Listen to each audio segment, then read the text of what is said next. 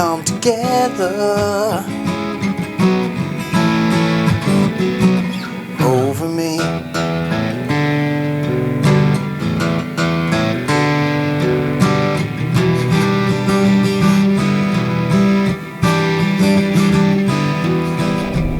Buddy Campfire Guitar Heroes, it's Dean again, bringing you another one of those songs from the old mixtape collection. This week featuring another song from a mini-series from the Beatles' Abbey Road album. So this song starts with that instantly recognisable riff, which is super easy to play.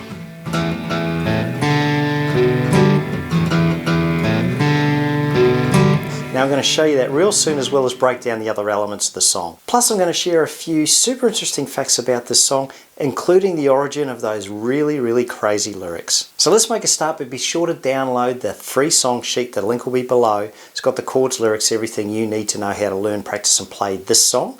Plus, add to your song repertoire. Download that book there, the 50 Epic Campfire Guitar Songs, an essential part of your guitar playing repertoire. Right, let's make a start with that opening riff, and it's based around the 2nd fret, the E, A and D string, which are the 3 fat strings. For me, they're at the bottom of the guitar. For you, they'll be at the top of the guitar, because I'm playing left-handed upside down. That's another story. Anyway, E, A and D strings on the 2nd fret, and it sounds like this.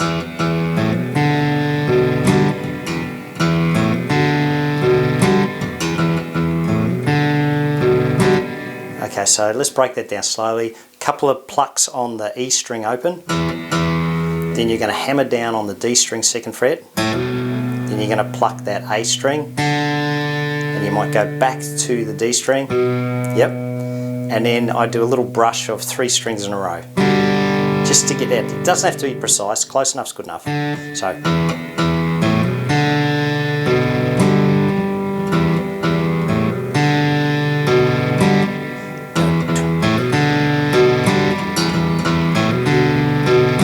Then you transition straight to the verse. But before we do that, let's just look at the song's key ingredients, the recipe to the song. Alright, here's the essential ingredients, nothing too hard, 6 chords. There's actually 4 with a couple of 7th variants, okay, so it makes it 6 in total.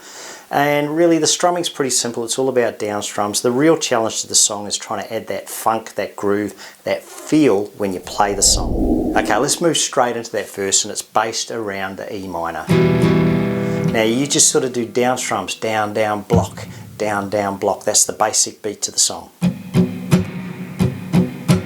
Down, down, block, down, down, down, block. Block is obviously a down strum where I'm muting as I finish that down, and I'm putting a bit more emphasis on it, so it adds a bit more beat, I suppose. So it'll sound like this. Here come on flat top, he got moving up slowly, he want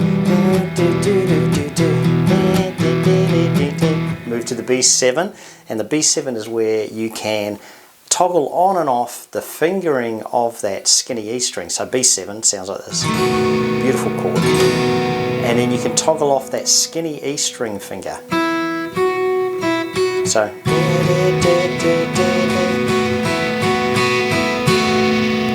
then we move to the A, the open A chord, where I'm forming it with a flat finger, but you can form it with the 3 fingers across that those strings on the 2nd fret. But you know, just follow the patterns on the screen there.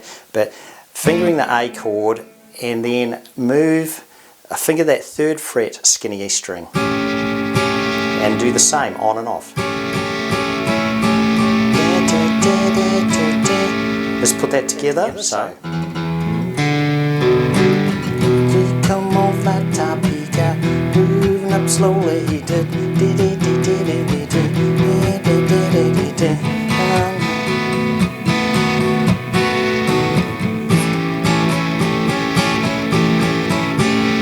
Come to, then we can move straight to the. Hey folks, did you know just because I sung a couple of songs and played a couple of lines of the song, YouTube is going to issue me a copyright strike, which means I'm going to get no ad revenue for this video forever. So if you like what you see here and you want to support what I do, check out the Patreon link below and maybe consider becoming a member of the Campfire Guitar Hero band. Chorus, which is C sharp minor. Together, B, A, B, over.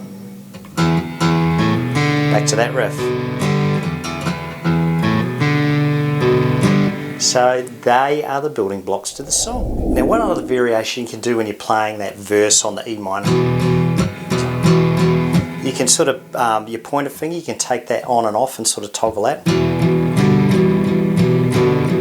Yeah, come on, laptop, we got grooving up slowly, he won. Or you could do the old 12-bar blues thing where you're doing an E minor and you're fingering that A string 4th fret on and off. Sounds like this. Here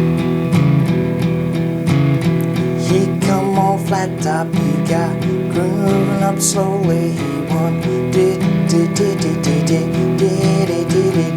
B7 and 1 and 3. Got to be a joker, you got to do what you please. Back to the start. Hey folks, if you made it this far, then you're probably getting some value out of this video. Remember, return the love, give me a like and a subscribe. Just do it now, right now, because you know it's really hard to break through as a small YouTube channel against all the big players out there. But liking, subscribing, leaving a comment, that makes such a big difference to the YouTube algorithm. Alright, each week I share a few fun facts about the song, plus I always throw in one big fat red herring, which I reveal at the end of the video. Let's see if you can pick that out. Now, this song was released in 1969 on that famous Abbey Road album. So the song was written by John Lennon originally to support a political campaign. A guy named Denis Leary was running for governor at the time, and both him and John knew each other because they both sort of had a positive campaign about supporting, I guess, psychedelic drug use, right? Quite controversial. Anyway, the guy approached John and said, "Can you write me a song for my campaign?"